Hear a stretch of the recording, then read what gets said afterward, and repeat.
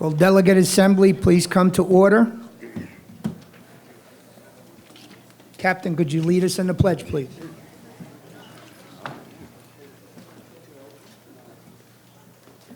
I pledge allegiance to the flag of the United States of America and to the republic for which it stands, one nation, under God, indivisible, with liberty and justice for all.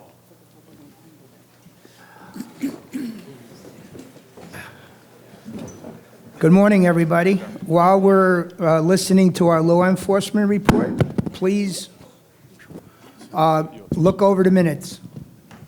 It's all yours. Good morning. For those of you that never met me, my name is Lieutenant Matt Longany with the Palm Beach County Sheriff's Office. I just want to do a quick introduction.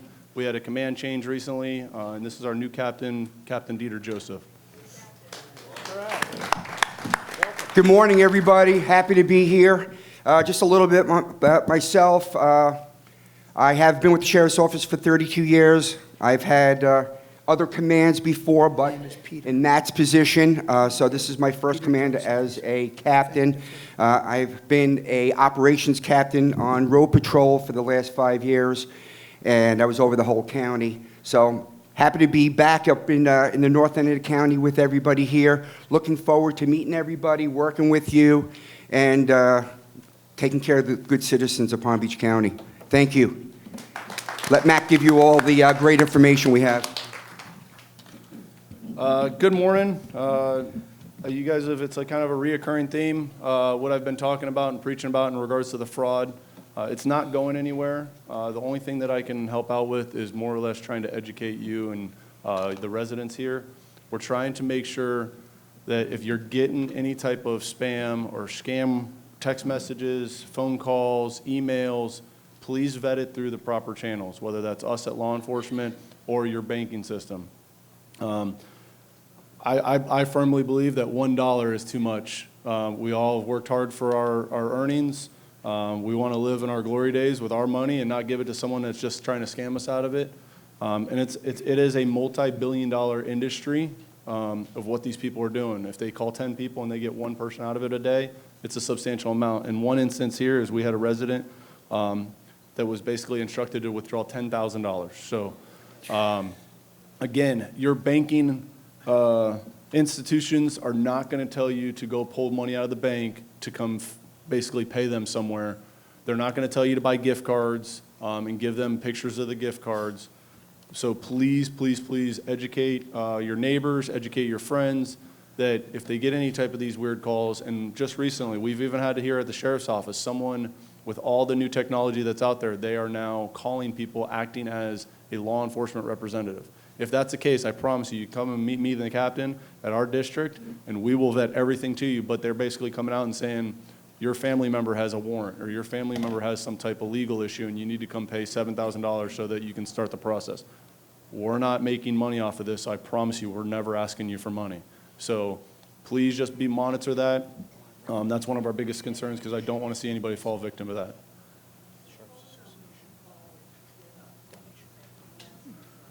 We have a non-emergency number for the Sheriff's Office, and that's 688-3400.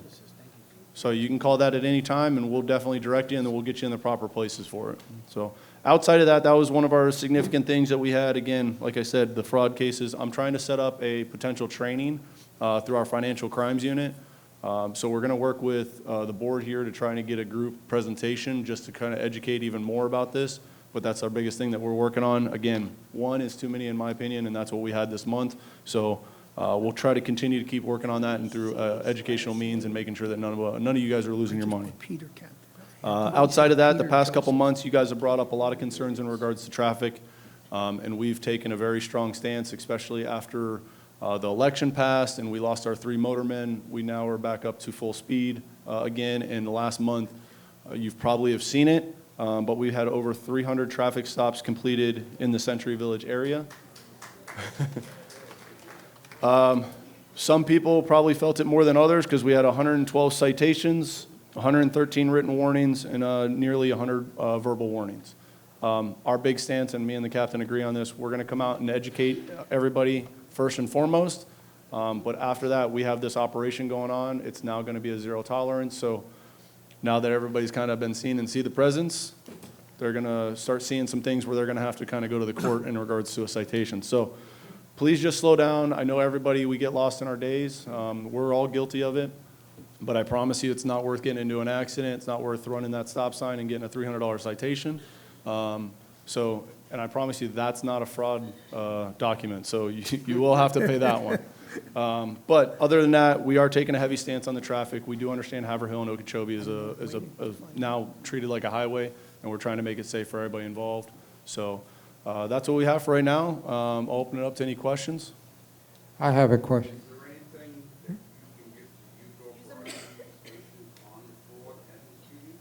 In regards to what? I'm sorry, the TV? Mike. All right. He's basically asking in regards to bringing something that can be put out over the TV for educational purposes. And yes, we'll work with our financial crimes group to be able to do that, and it'll continuously bring educational value to that. Sir. Go ahead, Dave. Do you keep a record of the written or verbal citations for the next time if it's a repeat? Yes, so every time that we have an interaction with the community and now our traffic, I would say system, it documents every time someone was given a verbal warning or a written warning. So yeah, after the second and third occurrence, the deputy is well aware of after that, so yes. Go ahead, Dave. One request, if I could. If you could do some speed enforcement in the early evening hours. It seems like we have quite a few people, caregivers, going home after taking care of somebody in their last meal. And it shocks me sometimes at night, right after dusk, of how fast they're going down the perimeter road. So if you could do that once, or a couple places on it, we sure appreciate it. And one other thing, just to break it down very simply for scammers, there's absolutely nobody that's honest and isn't a scammer that's going to ask for instant money. It's very simple. There's 1,000 ways the scammers will try to convince you to give them your money. But every one of them has one thing in common. They want instant money. No government agency, no business is going to do that. The second you hear somebody asking for money or demanding money, hang up. Thank you. So, yes, ma'am. When you come into Central Village and you have to stop, if you're in the right-hand lane so the camera can get your license plate, is there a proper or improper procedure here? Because I had a resident with... Lieutenant, I could answer that. This involves the flock safety cameras, so that's ours. Judy, the cameras that you're describing belong to UCO. They are called flock safety license plate recognition cameras. That's a program that's maintained by UCO, and we have an agreement with PBSO that they have access to it as they need it, and other law enforcement agencies as well. Okay, well, my question is, she has received 3 citations. Uh-huh. And if she has, well, I do the same thing you did. Why am I being cited and they didn't stop you? I didn't know anything about a citation. Are you talking about the cards that are handed out by our security department? Yes. Okay, that has nothing to do with the sheriff. Those cards are because your barcode reader is not working properly or your registration is up to date, is not up to date. That has nothing to do, the little cards, the postcard like, that has nothing to do with the sheriff. That's our security. Okay. That is not what I... Could you come to the mic so everybody could hear you? I'm referring to a citation being written when you stop right there at the gate for whatever reason. Now, I personally have not experienced it. She was in my car, and she says, Judy, I've gotten 3 citations for doing exactly what you did. I said, well, what did I do? I stopped, it read my license, and I went through. So is there a procedure there? If the barcode reader reads your barcode and the gate goes up, you're in. If it does not, the guard comes out, hands you a card to come into the UCO office and update the information that we have on your computer. And she It's did not a have- citation, it's a postcard telling you that you have to update your information in our ABDI system. Okay, I personally know that she's done that 3 times. Did she come into the UCO office She and came get into the it? UCO office. Then she needs to come in and there's a problem. Her barcode may be old or something is not correct. Okay. Okay, I have a question. Yes, Flag over here. My name is Belinda Flores, Stratford, H106. I have a question. Do you all sheriffs, do you also monitor the parking lot? Because even our own people that live there, zoom right out of the parking lot, and we have the alleyway and where people walk across with the bicycle, walking with walking with other people, and also with scooters and whatnot, and bicycles. And they just zoom and they just go right through the stop sign. I mean, it's a problem. I'm afraid somebody's gonna get killed. So to answer that question, yes, we have a traffic agreement with Century Village, so we can monitor certain areas. We don't typically monitor parking spots or parking lots in that sense, but I'll make sure that that's directed towards our traffic units that are going to be doing that to monitor that type of thing. And again, presence sometimes knocks that out a little bit, just having the presence of law enforcement in the place, and we will definitely address certain concerns with that because we want you guys to be able to walk around and ride bikes and take your walks without having the fear of dealing with the normal vehicle traffic. So we will monitor that 100%, and we'll make sure that those type of things are looked into. Thank you. Any other questions? All right, you guys have a wonderful February, and we'll see you next month. Thank you. See you later. Nice meeting you. Thank you. We'll see you later today. Al? How you doing? Good morning, Yuko. It's Al Polvereni from 2928 Professional Firefighters Union. How you doing today? It's season. Seasons came early, very early this year. I don't think people left because we have wonderful weather, even though we got 10 inches of snow in the Panhandle. That was wild. But I'm going to go over some stuff that the police went over right off the rip, and that is slow down, have a plan when you're driving. Don't be like the younger generation and looking at your cell phone and technology, because I've been to a ton of accidents, and when you're going slow and you're obeying the law and you get in a fender bender, you walk away, right? It's a little insurance, no big deal, little scratchy scratch, nothing.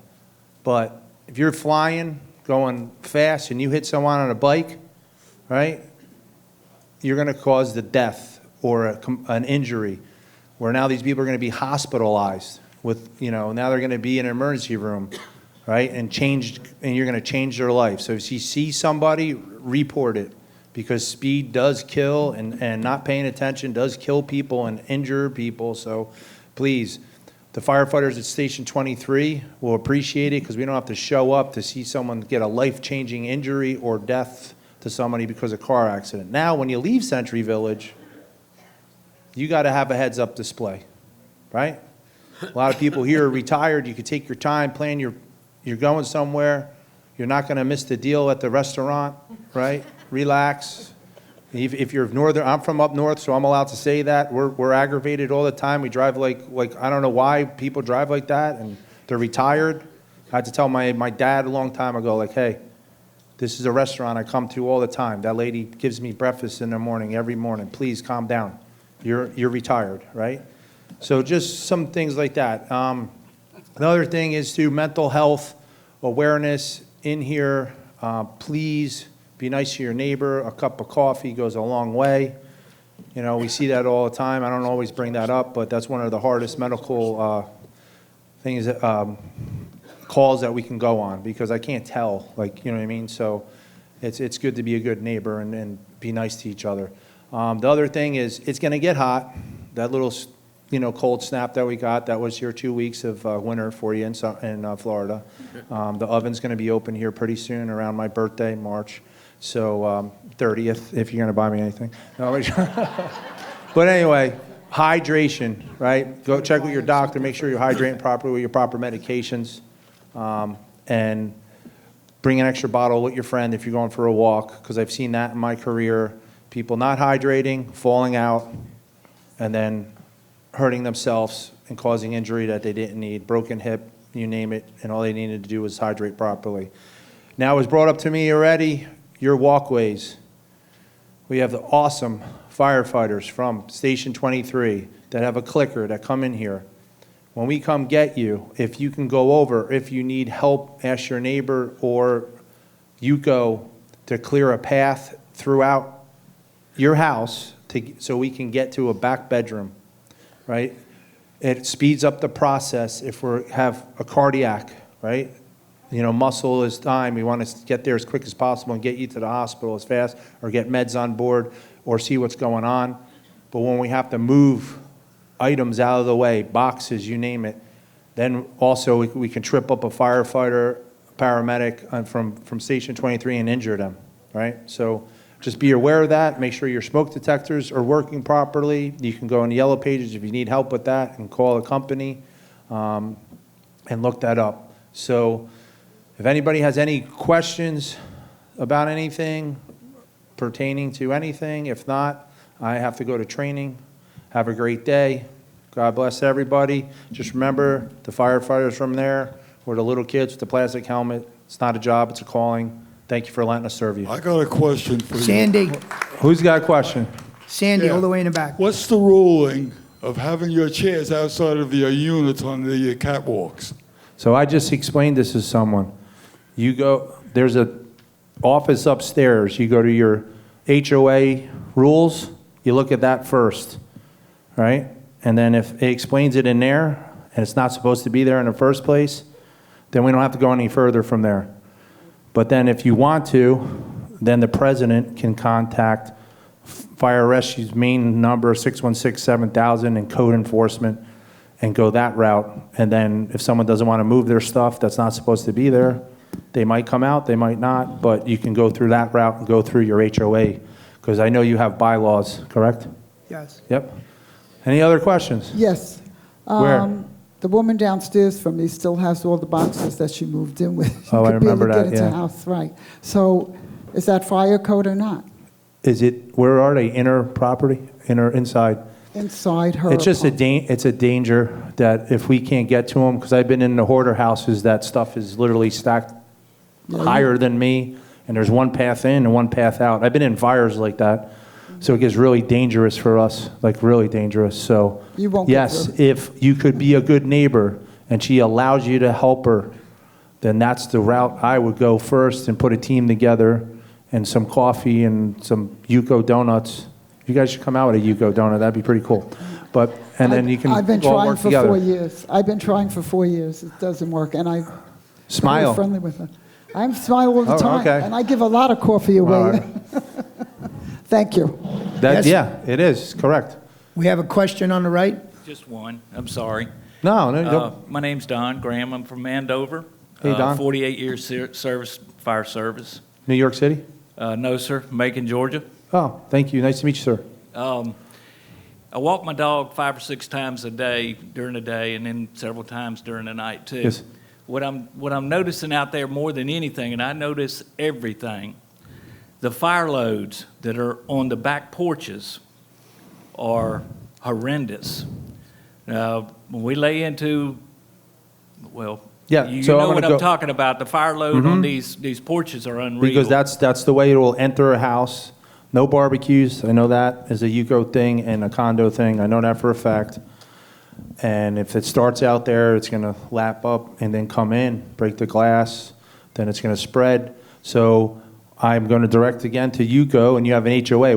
You have bylaws here that will spell it out for you. And then if it can't get through your president to enforce to get rid of that fire load, then contact us. Well, the president will contact us, and then the upstairs office also will help you. They're really good here Because I had to ask questions about a meeting once or something. So you guys are really good here, by the way. Thank you, and thank you yep. for your service. Okay, further on Oh, the... so if someone has a question, what is fire load? What is fire load is, I forgot your name? Patricia brought up, there's a ton of boxes. So say something simple like you leave a pot on the stove and you go away, and that gets overheated and lights up. That should just be simple. We come in, we put it out. But all of a sudden you have a bunch of boxes and paper surrounding it, and they're up to here, and that catches up. That amount is a fire load. So it's the contents within these small concrete, they're really hot fires when we come to Century Village because they're contained in CBS block. So that fire load is like, it's ripping when we get in there. There's only one way it's coming at us, right? And a crosswind, if the back windows blow out, then we have all the, it's like walking in straight into a dragon. So when you come in these little cubicles, but we put them out. We got the bunker gear and stuff, and that's what we do. And that's the fire load, the amount of stuff in there. Right now, everything's petroleum plastic built, so they burn really hot. And then, okay, I did forget something. I'm a hazmat tech, and I go every year to this hazmat symposium. Please do not sleep with your iPad plugged in next to you or in your bed. I know it's convenient. They got these long wires, and you can be convenient. You don't run out of time, and you can look up all your information. But there's a big problem with like your little scooter batteries and your bicycles that are electric, right? They're lighting off. New York City and around the country is having a big problem where like they're having really bad fires, and once those batteries light off, they light off, right? And it's super hot, so pay attention. I'm not telling you not to buy an electric bicycle, but be careful with them because they light off and they start shooting off like rockets, the little batteries, so in the packs. Just FYI, if you have grandkids with the scooters or whatever, we're having big problems with those batteries. They're made in not great places, so we won't go there. She brought it up, not me. So, Thank you, Al. all right, have a great day. You too. No. The back porches. All right, guys, since this came up, just a word about the back patios, the back porches.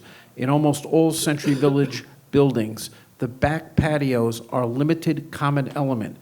That means that they belong to the association, and the unit owner has the exclusive use of them. So if there is a porch with a load of junk piled up, believe it or not, it's the association's responsibility to make sure that gets cleaned up one way or another. So it wouldn't be a bad idea to take a walk around the building and look in these porches. And yeah, I do see people just piling up their junk, out of sight, out of mind, and not thinking that if there's a fire in the kitchen, they got to get out the back door, and they can't because there's bins and boxes piled up there. So just a word about that. Thank you. Okay, we do have a quorum, 139 delegates are here. Thank you. I need a motion to accept the minutes in a second. Motion made by Sandy Levine, seconded by Dennis Burrows. Are there any corrections to the minutes as presented? Any corrections? Okay. Minutes will be accepted as presented. Nice job, David. Okay, I'm going to turn the meeting over to David Boaz and his group, the Nominations Committee, to open up nominations off the floor.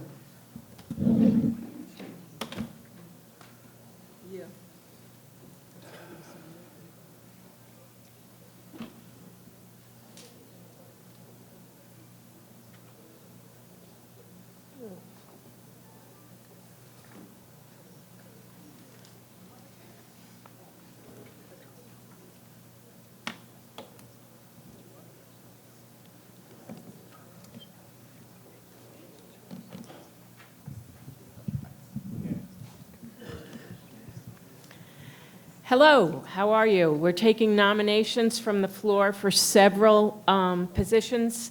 We have the 2 vice presidents, the recording secretary, and 10 delegates. All of the positions except for the recording secretary are for 2 years. Recording secretary is 1 year because it was left vacant. Okay, so to do this, we're going to start the the person making the nomination and the person seconding the nomination needs to go to the microphone, and then they need to state your name, your association, and the name and association of the person you are nominating or seconding. The nominee should then come to the microphone and accept the nomination by stating their name, association, and the office for which he or she is a candidate. Nominees must declare that they live in the village for at least 9 months of every year. The nominator and the nominee must sign official paperwork at the table beside me. And then in order to have the election information included in the next UCO reporter, all candidates accepting the nomination today must send a bio to the UCO reporter immediately. The bio form is on page 7 of the December UCO reporter. And please include your email address in case the editor needs to get in touch with you. After this meeting, there's a photographer outside the party room at the close of today to take photos of the candidates for the reporter. Okay, so the floor is open for no? And you must bring your ID. Okay, so we will take nominations from the floor for Vice President.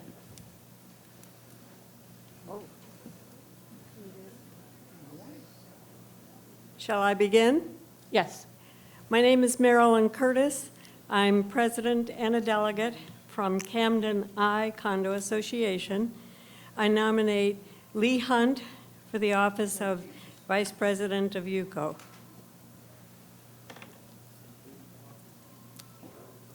Marilyn, you need to come up with your ID. Who's seconding that nomination? My name is Belinda Flores. I second it. I'm from Stratford H. Okay. Does she have to come down too? Both come down, and then is the person you're nominating here? Yeah, he's sitting in the back. Can you go to a microphone and accept the nomination? You need to verify that you're here 9 months out of the year. And what position?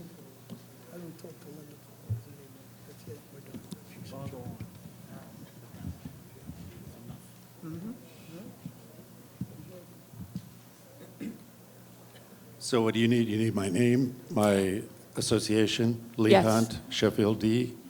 I'm a full-time resident. What else do you need? And what position are you running for?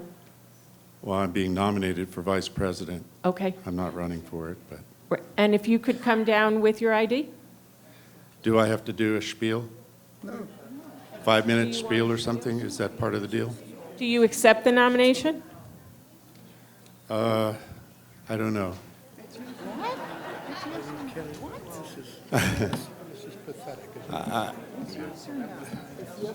Okay, yes. Okay, then if you could come down to the table?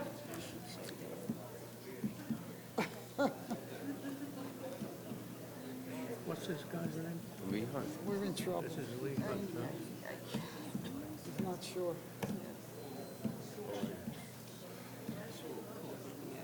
Next one.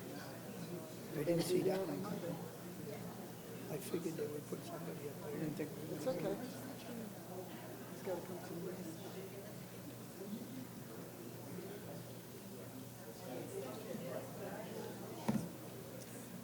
You'll be beating the drums? Yeah, we don't care.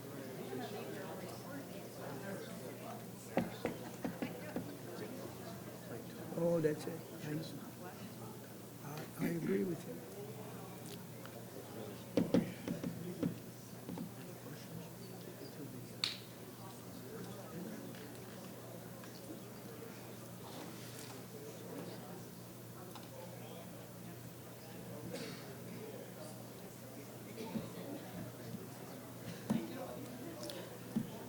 Are there other nominations for the office of Vice President? No. Okay.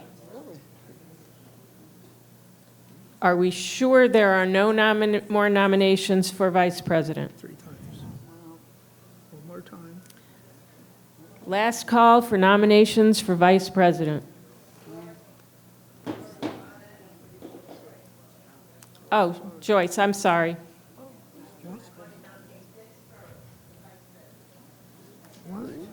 I don't know. Dennis Burrows.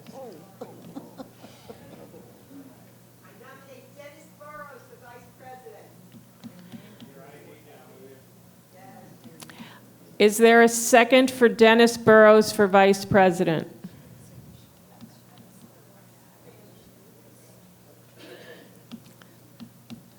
And Dennis Burrows, could you come to the microphone, please?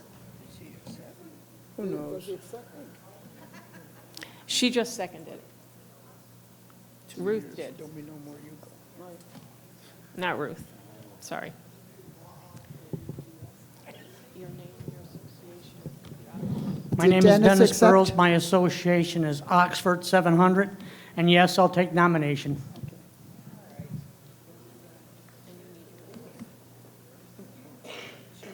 Nice friends you have.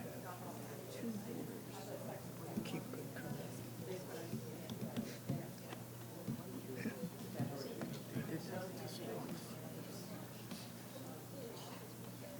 But he goes to the meetings.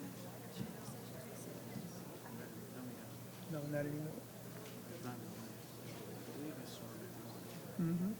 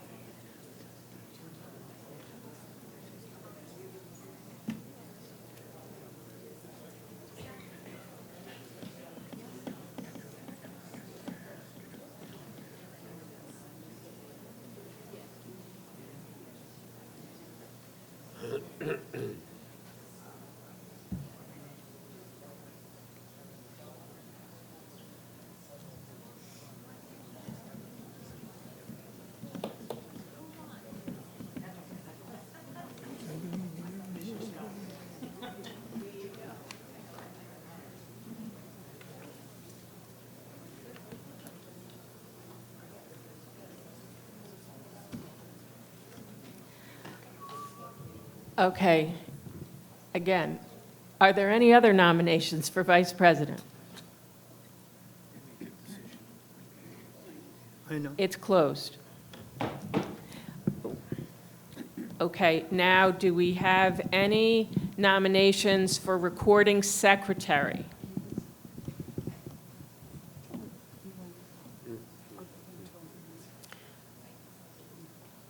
Three times. Recording secretary, any nominations? Okay, last call for recording secretary. Recording secretary is closed. And now we have 10 positions for the executive board. Are there any nominations for executive board? Oh, my goodness. Going once. And anyone? Last call for nominations. She's asking for additional nominations. Yes.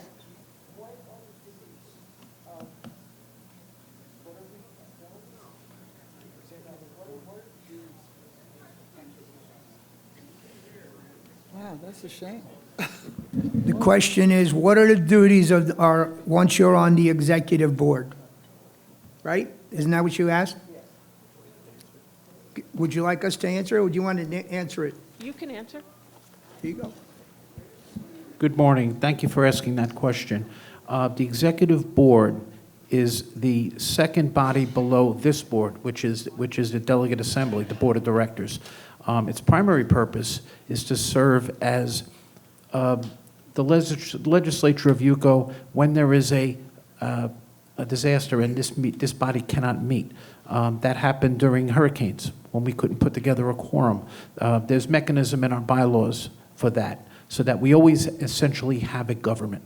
The second thing is that the executive board approves or disapproves any decisions made by the officers committee or the various committees that we have, and then passed on to this body for final approval. Also, the executive board members are expected, A, to attend the monthly meeting, and second is to make themselves available for service on at least 2 of our major committees. That's basically it. Yeah? Well, you're welcome.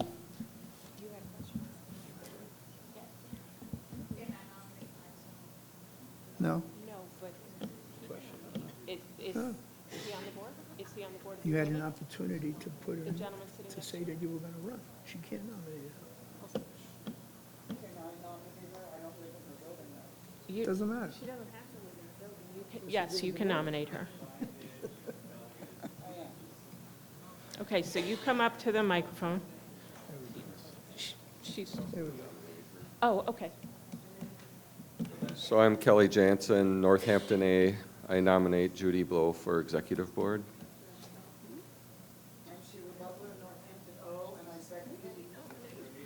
Judy Blow.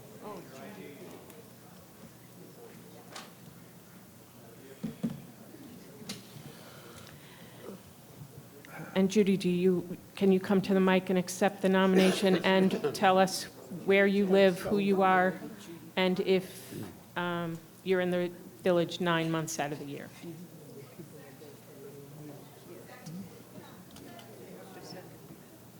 Hello, It was seconded over here. I'm Judy Blow. I live at 29 Northampton B, and yes, I accept. I live here 9 months out of the year, yes.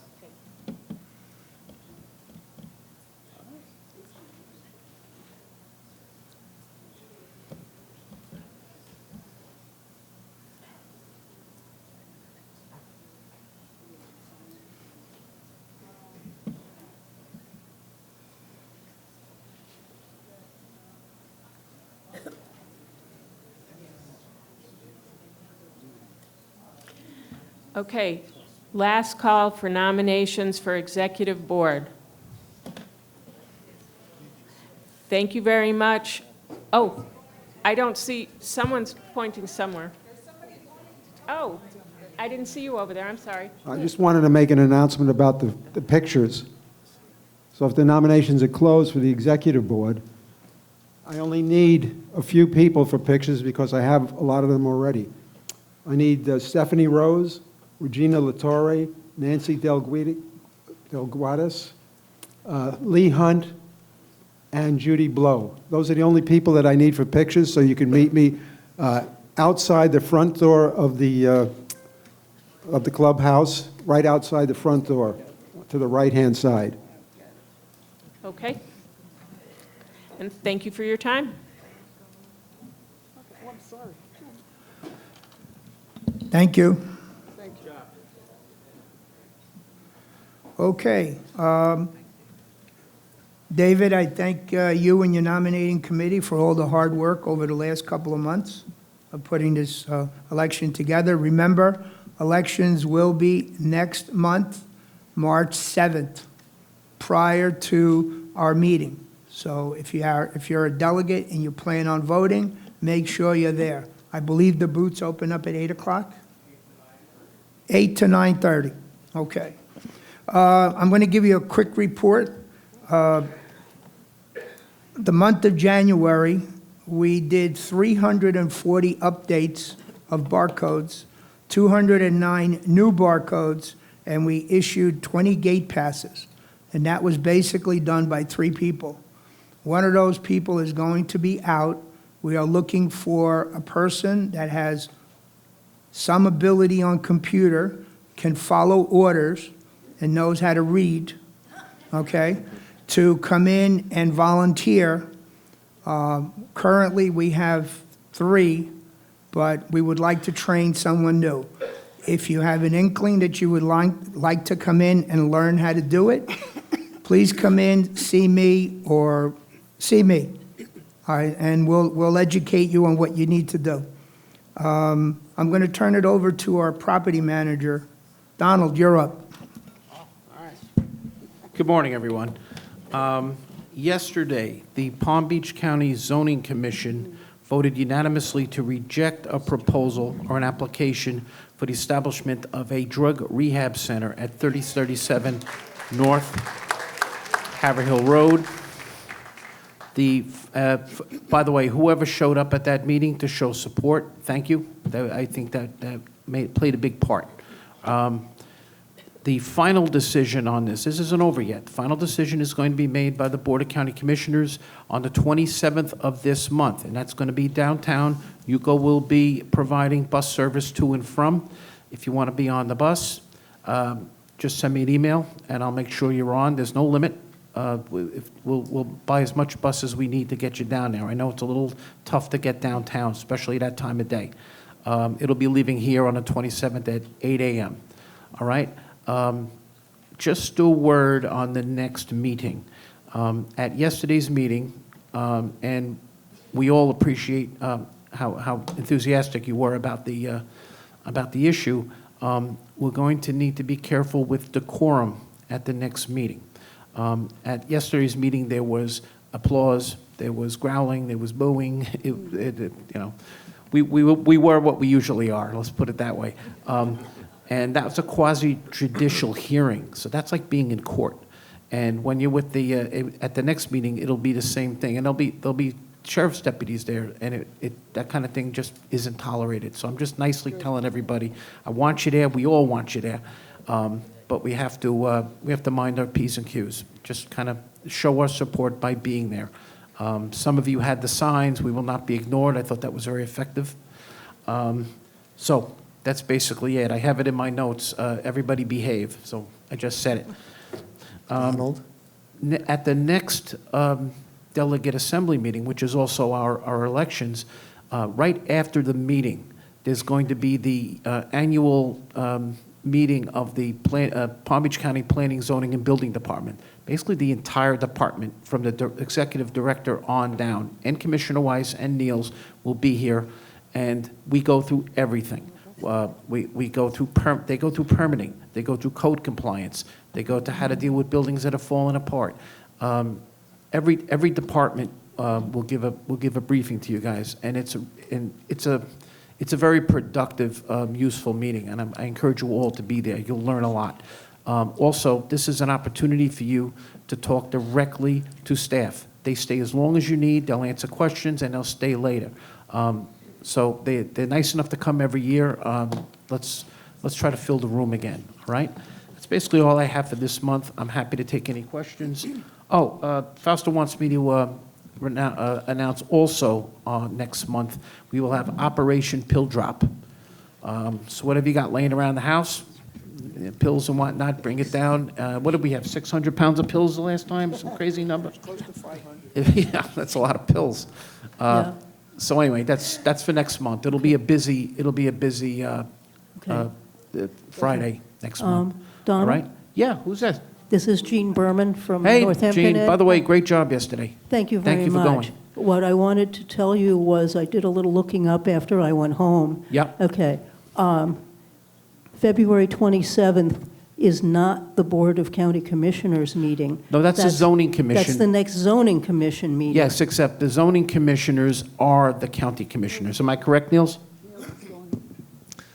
Good morning, everybody. So what happened yesterday is the zoning commission. The zoning commission is an advisory board. Right. That is made up of people who volunteer. So every county commissioner gets to appoint one person to the zoning commission. The zoning commission yesterday unanimously recommended, so they're only giving an advice, they recommended denial.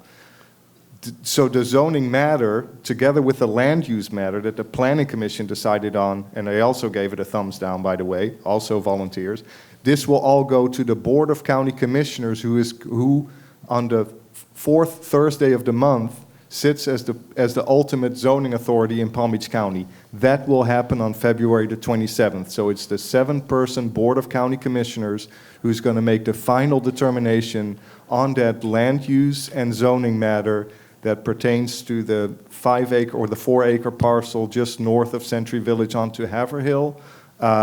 And to go off of Donald, and which I think was really good of him to point that out, the Board of County Commissioners is there to listen. They're listening to the applicant. They're listening to people who speak. But it's important, if you want to be effective, I watched a lot of these meetings, the people who are effective are the ones that are reasonable, truthful, and don't make a show out of things. So don't make things up. Don't make, don't call, senior affordable housing, Section 8 housing. Don't call things what they're not, because the board knows what it is, and you make it very easy for you to just discount you as a nut. So don't clap, don't scream, don't boo, and don't make things up, because you're going to make it easy to be discounted, and that's not what you want. You want to be heard. They're there to listen. So show up, say your piece, and be reasonable. And I know that Greg, he will listen carefully to what you guys have to say. So I hope you guys will show up. Thank you, Neil. So I guess it's pretty obvious that it was Niels that gave me the talking to yesterday, right? All right, enough said. No, I have a comment. Yeah, go for it. Hi, Donald. Michael Brenner, Sussex Hi, E. and thank you for coming yesterday. Oh, it was very enlightening. Yeah. I want to comment that the only thing that was recommended yesterday was to not change the zoning status of that parcel, because they want to put a 100-bed rehab facility there. This rehab facility that they're proposing is a walk-in, walk-out facility. It's not secured. And the people can come and go as they please. The people who are planning this are looking for insurance money, because a comment was made that they want the 100-bed facility because they're not going to make enough money off of The developer actually said that. Yes. He said they were already approved for a 47-bed facility. They said that's not profitable. We need to have 100. So I think you and I both saw the same thing. After I left, I realized that this facility is a block and a half from the community, on Community Drive, the Crosstown Plaza, where there are many bums, drug addicts. This is going to be a revolving door between that parking lot and the rehab facility. And I want the people that shop at that Publix to realize that it's not going to get any better there. It's just going to get worse. Okay, thank you, Mr. Brenner. Anything else for Donald? Yes, ma'am. Hi. Hi, Kathy Demars from Southampton A. Just clarification, Fausto, with the nominations of the two VP slots today, is that it? Or did somebody else There are two other submit? people that had put a name in advance. These were nominations off the floor. Okay. So there'll be 4 people running for 2 spots. Thank you so much. That's it, Donald? Oh, okay. All right. Come to the microphone, ma'am, please.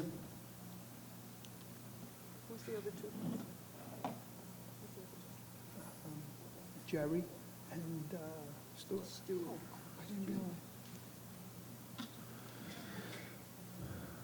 I'm just interested to know, Deborah Fulton from Dorchester G, interested to know when the actual list will be printed so that I can have my board meeting to decide who we're voting for. It'll be in March's paper. Okay, right before Which, the meeting? well, it comes out the last Friday of the month. So you should have at least a week's notice, since the next meeting is March 7th. You'll have at least 7 days to go over the list and read their bios. Is there a list now that we can even start looking at? The list is incomplete because you just had I know it's nominations off the incomplete, but plate. is there another list that we could start to look at? Nope. But you go ahead, David. I'll have a list at the UCO office on Monday morning. Okay, because I take that back. Tuesday morning, I will my have a board list. will need to discuss it, and it'll be a problem, so I really need the list as soon as possible. No problem. Ma'am, my report goes out on Monday morning, and I typically do, yeah, usually I do, unless they tell me not to, but they won't. Okay. Any other questions? All right, we'll move on to our treasurer's report. Morning, everybody. You'll notice in the packet, my normal financial report includes an accounts receivable, which has been very, very good up until the last couple of months. I did not include it in this month because this is the end of year. We're still getting ready for our annual audit. So this is not the official. Our official end of year will be with the audit when I publish that later this year. The reason I did not put an accounts receivable in is because we are in sort of a state of flux with the new system at Seacrest.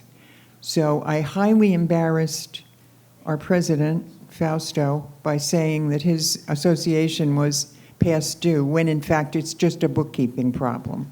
And this all came to light last month when I was so proud of being so caught up with everything and we were ahead of any problems, but Seacrest went and changed their system. So we're on top of it. But we just don't want to alarm anybody. It is perfectly fine. It's just taking me a lot of time because we have to be double and triple check everything because new systems do that to companies. They just like throw you a curveball for a while, make sure you're paying attention. So I was paying attention. I am making sure that every penny is accounted for accurately between us, between UCO and Seacrest. So I will have the audit probably started within the month, and they usually get back to us fairly soon. So hopefully we'll have the audit results for you soon. Otherwise, I don't have anything. I just wanted to mention that the flyer in your package for the March 7th meetings, make sure you post them on your bulletin boards. That's really effective, it seems, that whenever there's meetings, we see when people post this stuff, people going to get their mail notice it, and we get good attendance at these meetings. Other than that, if anyone has any questions for me, happy to take them.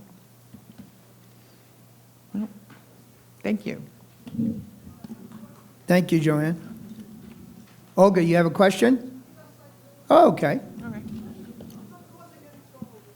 Okay. Aw.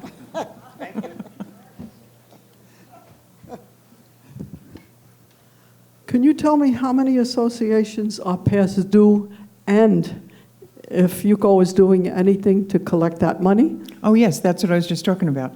We actually, at this moment, there's a question about who's really past due, because Seacrest is having this turnover.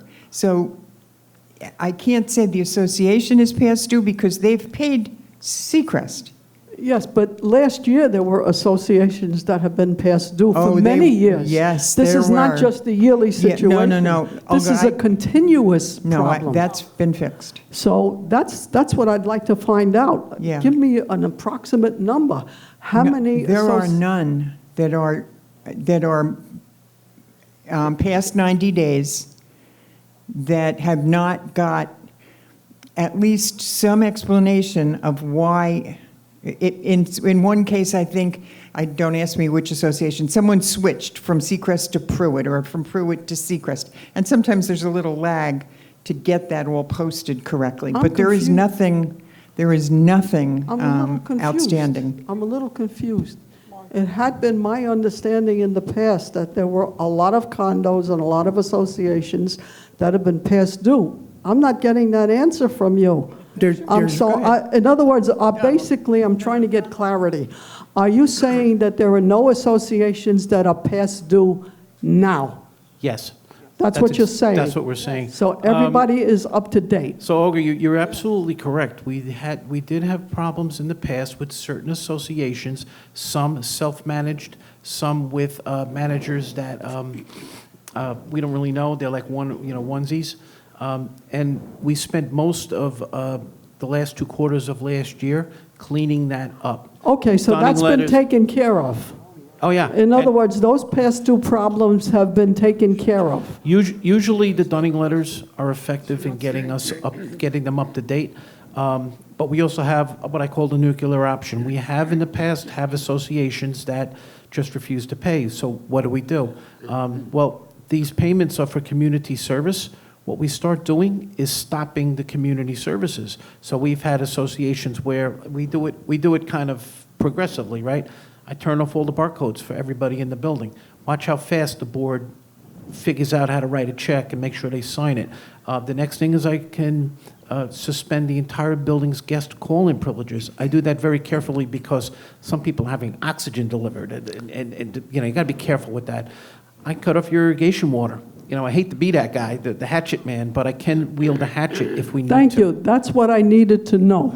And Listen, you've answered the question. you wanna and help me you've- with the hatcheting- You've done your job, and I appreciate that. And if you know you want to be my assistant in the hatcheting, I think you're just the girl for the job. No, I'm not very good at getting All right. money from people, but thank you. Thank you, August. Any other questions of our treasurer?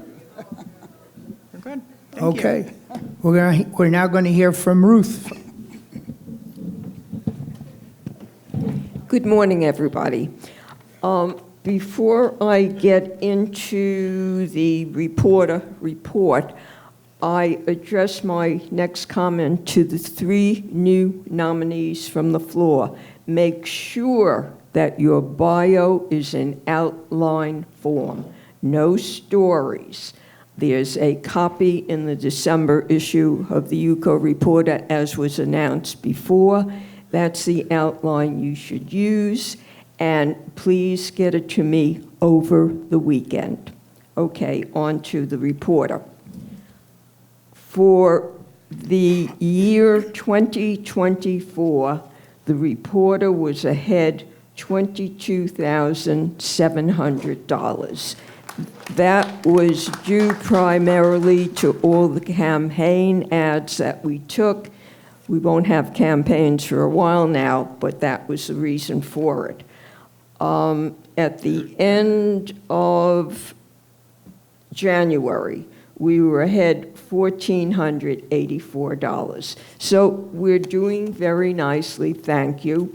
Get your copy in if you write for the reporter, get it in by next Friday. I'm working on the March issue now.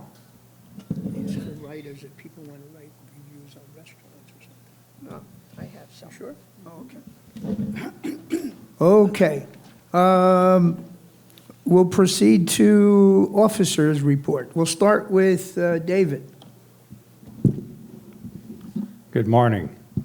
Thank you for being here, and thanks to the people on the nominating committee and also for the sign-in committee. With your permission, Fausto, I'm going to read off the list of candidates that we have. Go ahead. Vice President, there were 4: Stuart Richland, Jerry Sutowski, Lee Hunt, Dennis Burrows.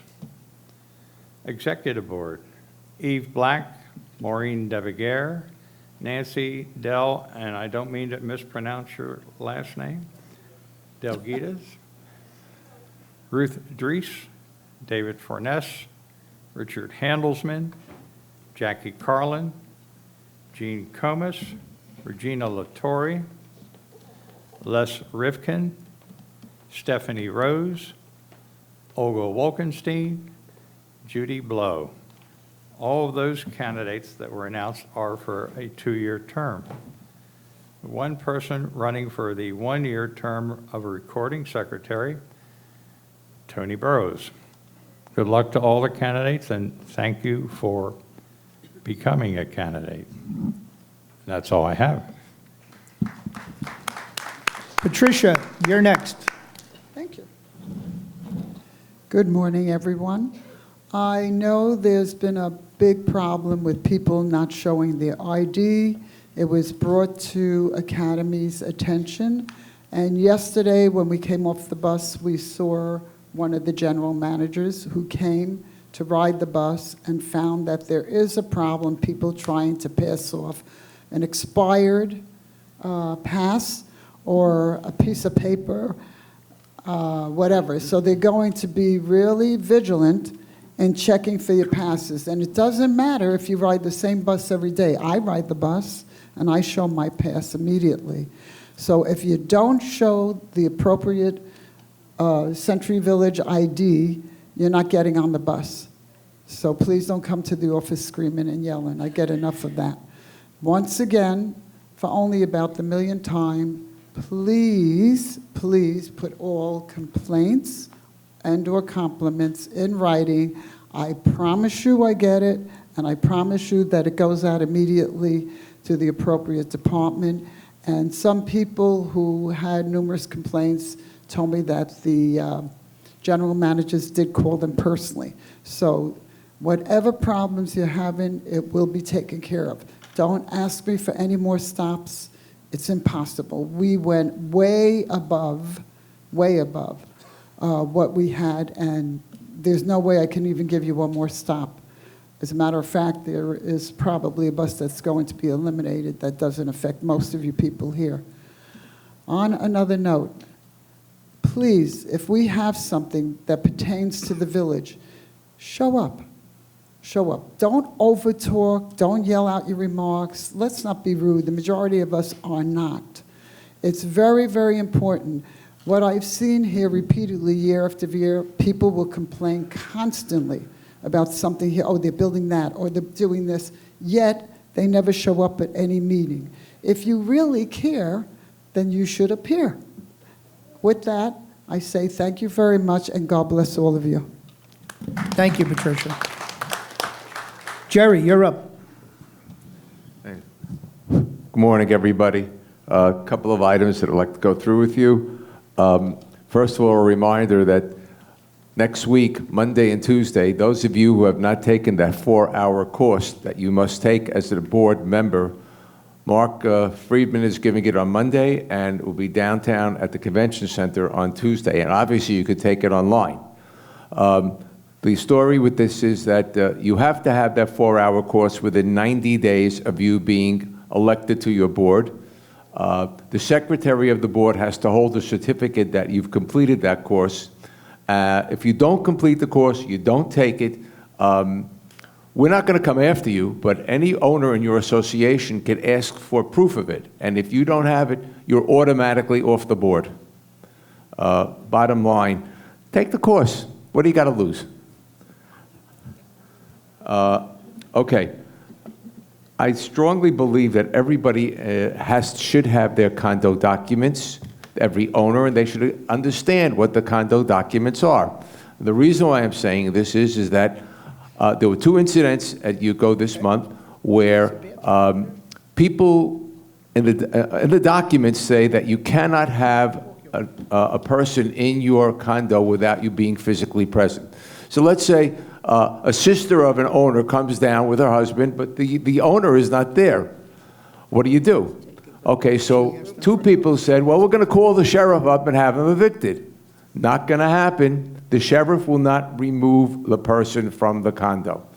There are other ways that you could make life uneasy, which I would say just speak to Donald, and Donald will tell you exactly what you can or cannot do. But make sure that the owner knows that this is in our documents. You cannot have, if our documents say that an owner must be physically present for guests, that's the way it has to be. Also, I strongly believe in transparency and making sure that everybody knows what they have to pay for their monthly maintenance. Well, I got a call the other week that said, I don't know what to pay, I just came down, who do I speak to? So it happens to be the president was sitting in the office, and I asked the president, I have one of your owners of your building who want to know what they have to pay. And the answer says, I don't know. I'm honest, this is the president of the association. I don't know. Tell him to call so-and-so, which I did at the end of the day, but all presidents should know what the maintenance of their building are. Okay, I need to give a shout out to our volunteers. You'd be amazed at some of the abuse that they take from some of our owners, and it's very unfortunate. Guys, give them a break. I mean, they're doing the best they can.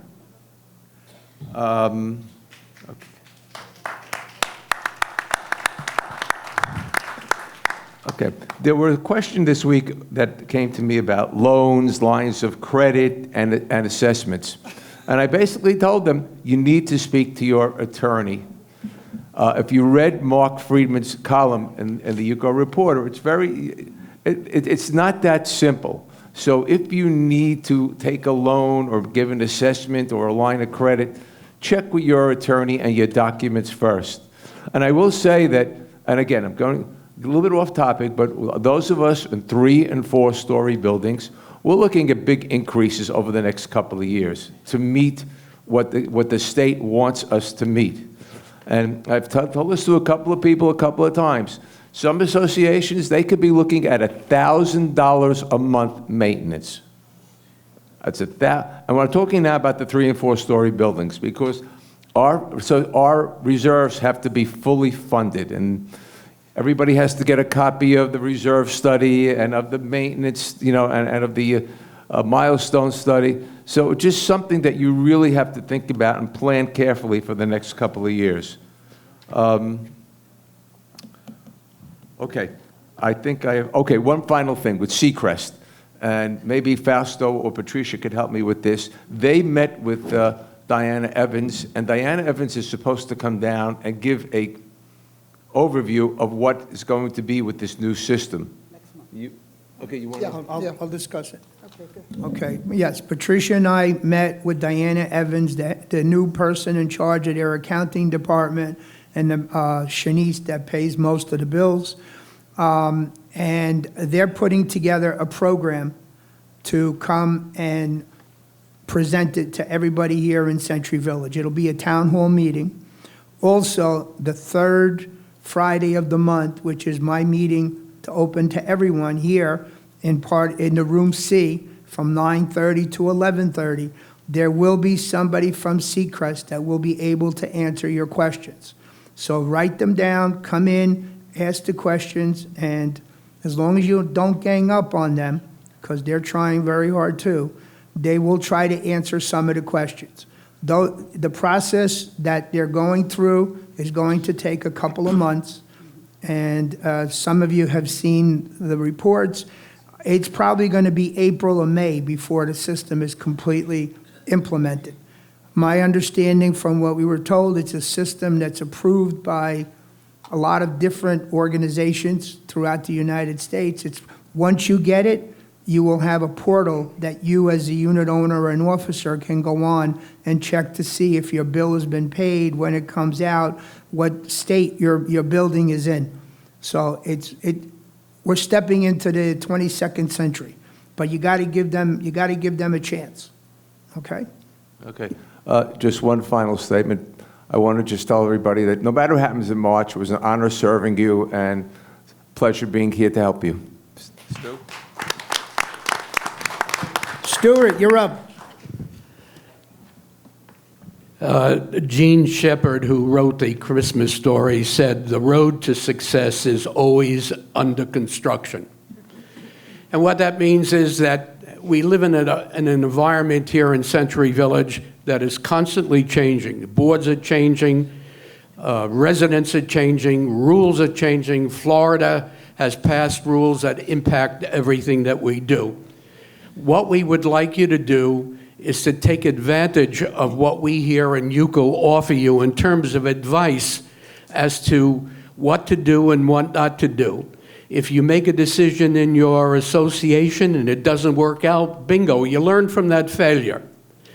We are here all the time. Please come in, ask, I have an issue, how do I resolve it? Not a legal issue, but everything else. And also, please come to the meetings that Fausto runs where he discusses all the things that board members have to know in order to ensure that your association is running smoothly and properly. Because some of the questions that were asked earlier clearly indicate that people on the board are not totally aware of what they can and cannot do and what their jobs are. So please, education, as a former educator, I'm telling you, the more you'll know, the more that you can do and the easier it becomes. And thank you for volunteering. Thank you. Okay, do we have any unfinished business? Do we have any unfinished business? Do we have any new business? Any new business? Okay. Niels, would you like to come up and say a few words? Good morning again. Niels Heinrichs here on behalf of Palm Beach County Commissioner Greg Weiss. Greg would like to be here, but he's at a conference. So, but you know, obviously he wants me to be here. So if there's anything that you have that we need to be aware of, come see me. You can also always call us at 355-2202 or email us at district2@pbc.gov. Real quick, one update is the La Quinta. That is not yet on an agenda. So the moment it goes to the Board of County Commissioners, I will let Donald and Fausto and everyone know so that you guys can come out and let us know what you feel about it. Obviously, we had a town hall, the second town hall about the La Quinta here a couple weeks ago. That is because Greg thinks it's important because it impacts you all, that you know what's going on and that your concerns are heard by staff and by us. So that's why we did that. You know, the moment ultimately it will come before the Board of County Commissioners. Greg is one of the 7 for a final decision. I don't think it's going to be this month. I think it's going to be next month, but the moment that happens, I'll let you all know. That's all I got. If anyone has a question for me. Yes, sir. Yeah, Neil, I got a question for you. Yes, sir. When the school bus comes up, putting the kids out to school, basically, and they're over by the trailer park, what happens, all the traffic that's going to go into the village, you got that barrier there where they can't go down south when they come out of there. What's happening, you're closing off the left-hand lane going north. Is there a way of straightening it out that you can move those barriers that we can all get into the left-hand lanes to make the... No. That's what's jamming it up. That it was when Closes off the left-hand when lane. Aloha was built, Sandy, that was supposed to be a concrete barrier. It's on the plan. It was supposed to be installed by July of last year. Right. Since they didn't do it, Niels and Weiss's office I'm just suggested telling that them we what the put those problem people is. there so that the people are not supposed to be making left-hand turns. Yeah, that I Okay. know. But what's happening for us, we get jammed up and you're blocking off that left-hand lane going north. They're going around us. See, when a school bus is there, you get a lot of traffic. Well, Hi, Sandy. Just to I give you don't some know if they were just to give you aware some of it. background on those pickets, which are actually called delineators. They were put in place by the county engineer who did a study of the I know. traffic patterns. So he's the expert who did that, but he made that study at UCO's request. So we're going to leave it to the county engineer to make decisions on what's the safest way to put traffic control devices. But the county engineer does keep an eye on that particular area. So we'll leave it I to didn't them. know if you were aware of what's Oh, absolutely. happening. It's we're the reason that the study was done in the first place. Okay. Thanks, Sandy. I'm concerned about the meeting that I attended yesterday in reference to the beds being increased to 100. I only was made aware that this was even a possibility last week.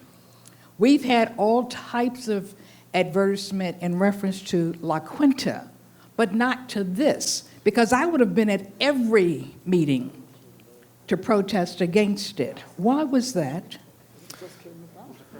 this was the first meeting that it was. Yeah, I mean, I should say, here's what sometimes happens. If it is in our district, so the weird thing is after the 2020 census, they redrew the district lines. And what happens is that section is not my district. So the Haverhill Recovery Facility that the applicant is proposing to build there, the 100-bed facility, is in District 7. It's not in District 2. So generally, I stay very on top of everything that happens in my box, and this just happened outside of my box. At the moment I was aware of it, I immediately called Donald and let Yuko know. Okay. So it may have been that I was a little behind the 8 ball, but then that would be the reason, because it's not in my district. It's not in District 2. It's in District 7. It's in Bobby Powell's district, if I'm not mistaken. And the odd thing is that after that, the 2020 census redistricting, they also cut off a tiny little piece. Everything north of the canal is no longer in our district. So Anshe Shalom, and that section here north is also not in our district. It's in Commissioner Bobby Powell's district. So that's kind of like an odd thing that came from the redistricting. But, my job is to let you know anything that I'm aware of that could impact you all. And I try to do a good job at that. And if I missed it, then it's probably because it was not in my district. But, I'm on it. And the moment I'm aware of something, I'll let you all know. All right, thank you. Neil, I got a question. Linda? Yeah, I want to piggyback off of the gentleman that just spoke about the barricades. Yes, ma'am. Is there a way they can, for the buses, the school buses mainly, for the, have like, how they have with the buses, the main buses on the Okeechobee, let's say, have like a lane just for the school bus so they can go at the side so the other traffic. You're not supposed to pass a school bus when that sign is red. I understand So that. even having a designated bus stop is not going, you're not supposed to pass the school bus. Right, I understand. But that would also, take away all that traffic also, that's lined up because of those other barricades. Right. At least the bus can be at the side. You still can't pass the school bus. I understand It could that. stop in the middle of the road or the sidewalk. I If know. that stop sign is out, you're not supposed to pass the school That bus. I know, I understand that. But I'm just saying, if you still can, have it, going away from the road. So let me say this. So I do empathize very much with what you're seeing. It is, sometimes it makes no sense, what they're doing. And it does. I know that school buses do impact traffic a lot. And oftentimes it's legacy issues. I agree with you that generally, you'd want to design routes to school bus routes to minimize the impact on traffic. That's one of the things why Greg always says whenever we approve new communities, he wants to make sure that the school bus has a way to go off the road into the community to pick up the kids, so it does not impact traffic and it is also safer for the kids. Yes. Now the other thing, but sometimes, the roads are already built, so we have to work with what we have, so it's a legacy issue. Second point is it's not under the county's purview. It is the school district, the school board that runs the bus systems, and they, I think, also every year, dependent on where the kids live that need to use the bus, they redesign the routes. So it's subject to change. But I do agree with you that in an ideal world, we would do a better job at minimizing the impact that school buses have on existing traffic. I agree with that. Yeah, the traffic and the children. Any other questions for Niels? Thank you, Neil. Okay. All right, thank you all. Amy, from Ann Gannon's office. Good morning. My name is Amy Ebersbach, and finally a mic that is too short for me. I am here today from Constitutional Tax Collector Ann Gannon's office. As a reminder, February is your last month to get a discount on your property tax. It is a 1% discount. Next month will be the full price, and the end of March is your deadline to pay. Now, if you're wondering how can I keep track of all these deadlines and all these dates, well, guess what? We have published every year our annual tax planner and services guide, which is basically everything you need to know about the tax collector's office, but maybe you were afraid to ask or you didn't ask. Right here in this book, available for you. At the end, we have a handy calendar, and we've actually pre-populated all the dates and deadlines that pertain to our office. So everything is in here for you so you know, and then plenty of room for you also to put in your own calendar submissions. If you'd like a copy, I did bring extras today. Just come see me after the meeting. And I also have a box for the UCO office. Or you can go to bbctax.gov, submit a request, and we will happily mail that to you. Thank you so much, and everyone have a great weekend. Thank you. Jennifer, I believe, right? Colleen, you gave me the wrong information. Colleen, I'm sorry. Looked like Jennifer to me. Good morning, everybody. I'll keep it nice and sweet. Just to let you guys know, starting March, beginning of March, we have Operation Greenlight. May not apply to you, but maybe a family member if they have a license suspended. For 1 week, we are waiving all collection fees, and you can get your driver's license reinstated and get back on the road safely. So I have some flyers out in the front. I also want to talk quickly about our self-service center. It is located in all of our branches here in Palm Beach County, north, south, mid, which is probably your closest one. You don't have to go downtown. You can set up a navigator appointment if you have any kind of cases maybe against you or if you need help navigating the court system. It is an excellent service that we offer. And very quickly, I want to piggyback on what the deputy was talking about earlier. Our office has been made aware of jury scams where somebody will call and say you've missed jury duty and you owe some money, or you have a warrant out and you need to pay. They're not right, they're not real, do not pay. We would never contact you. If you do get those, feel free to call our office, go online, mypalmbeachclerk.com, report it, call PBSO. We want those to stop because we would never call you to tell you that you missed jury duty. So thank you, and I'll be in the back answering questions if you have any. Thank you. One final thought. I know that a lot of people left, but I've noticed, Sandy, you reminded me, people that are turning left into Century Village are going through a complete red light. Somebody is going to get hurt. People are doing 40, 50, 60 miles an hour, and we're cutting them off. Do not make a left turn into the village if that light is red. Okay, because I'm sure the sheriff sooner or later is going to be out there and everybody's going to get a ticket. So just to be on the safe side. Do we have anything for the good of the order that I missed? Anything else for the good of the order? I want to thank everybody for coming, and oh, I'm sorry. I don't know.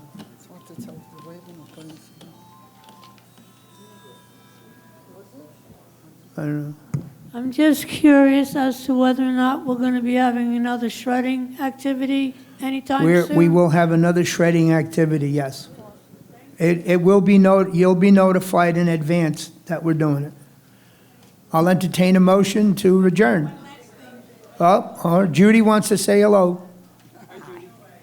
Yesterday on the bus, we lost a wallet. If anyone found it, can you please turn it in?